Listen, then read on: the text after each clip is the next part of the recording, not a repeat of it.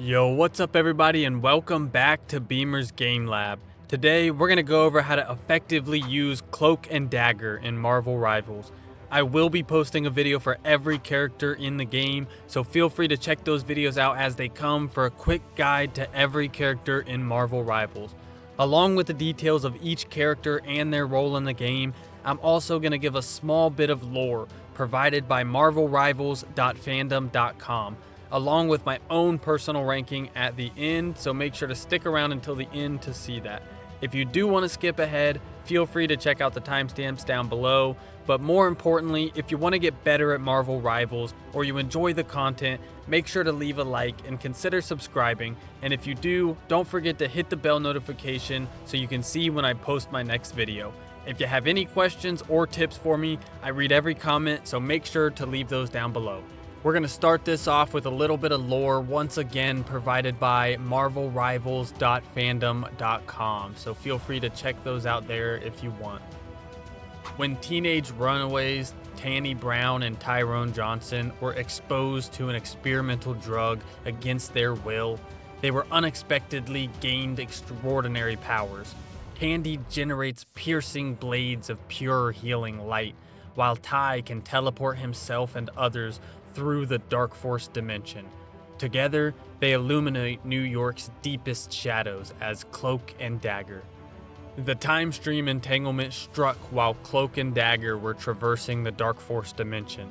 The pair emerged to find New York under control of Dracula. They soon joined the heroic resistance, fighting against the Empire of Eternal Night.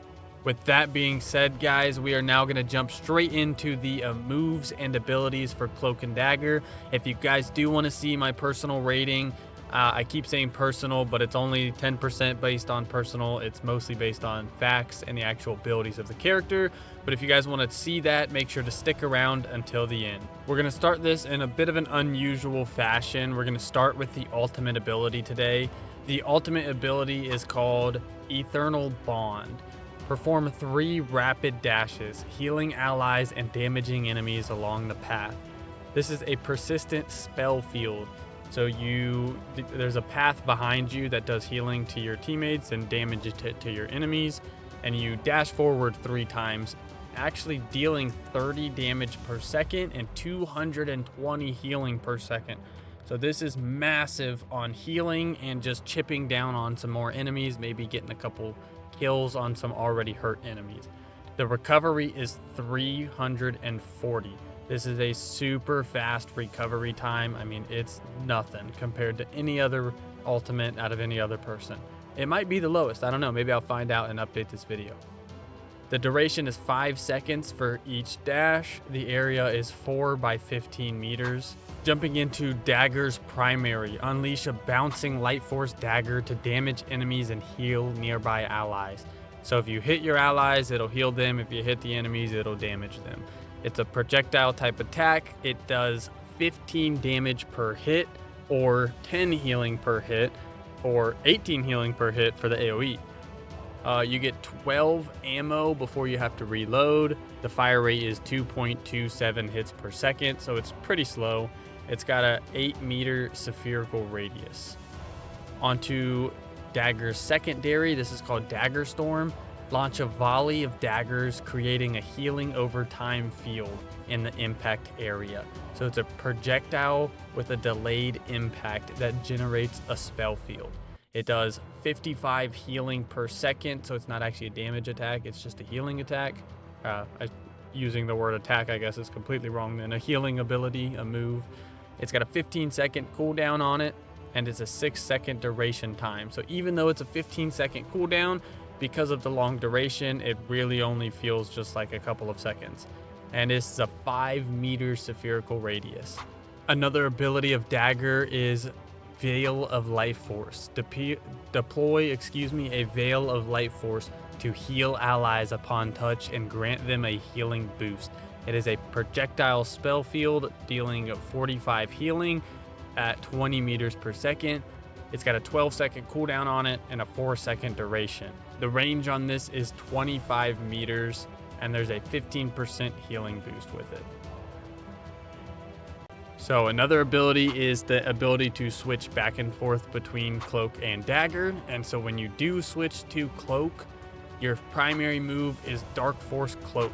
Inflict continuous damage on an enemy. This move is legendary. I love it.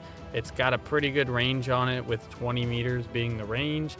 It does 75 damage per second. It is pretty much a beam. It calls it a cylindrical spell field, but it's pretty much a beam of light that comes out of your hand, or beam of darkness, I guess, that comes out of your hand and attacks the enemy at 75 damage per second. So it is massive, but Cloak and Dagger are pretty squishy, so you've got to be careful with that. One of his abilities are deploy a veil of dark force to damage enemies upon touch, applying blind to narrow their sight and vulnerability to amplify damage received. So it gives them vulnerability, it applies blind to them, and it does damage to them. This is another amazing ability. It has a 12-second cooldown, so it does take a little bit of time to come back, but the blindness is for 1.5 seconds, almost 2 whole seconds. Not bad. Vulnerability is for 3 whole seconds, so this can be good. If everyone's shooting at somebody and you use this, all of a sudden now that guy gets so much weaker, and boom, boom, boom, he's dead.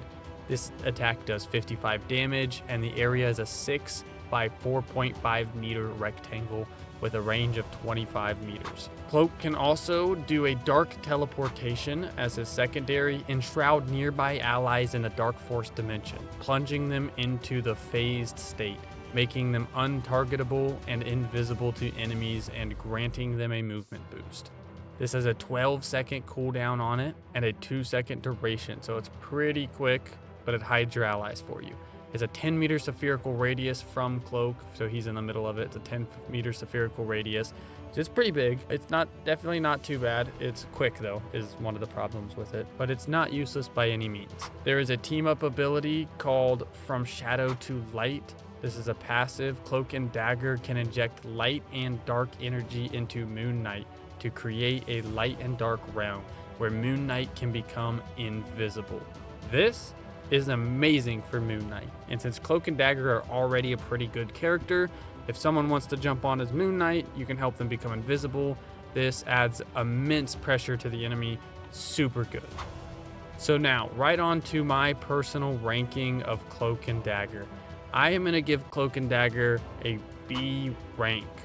I was close to giving both of them. I was close to giving them C rank, because I don't have a lot of uses for them. I always find myself dying a lot. They're a bit of a squishy character, but I noticed when I figured out how to start using the heals right, I was doing better. I have to go back and give them a second chance now that I can heal myself a little better, and I'm a little more used to switching back and forth between Cloak and Dagger in times of need. I think that I would get a lot better and maybe even move her up to A tier. So who knows, maybe at the end of this little series that I'm doing, I can do a tier list for everybody, and we'll get people changed around based off of my future skills. For now, I'm going to leave Cloak and Dagger in the B rank. It's a great character. They are a great character. Decent movement. More importantly, really good damage as Cloak, and as Dagger, you do extremely good heals. So I have nothing bad to say. I'm giving them B rank. And let me know if you guys agree. And with that being said, that is it. That's all I have for Cloak and Dagger. I want to know what is your guys' favorite Marvel Rivals characters, so leave it in the comments down below. If you learned anything from today's video, or you just enjoyed the content, leave a like and consider subscribing. Once again, thank you guys for watching, and I'll see you in the next one.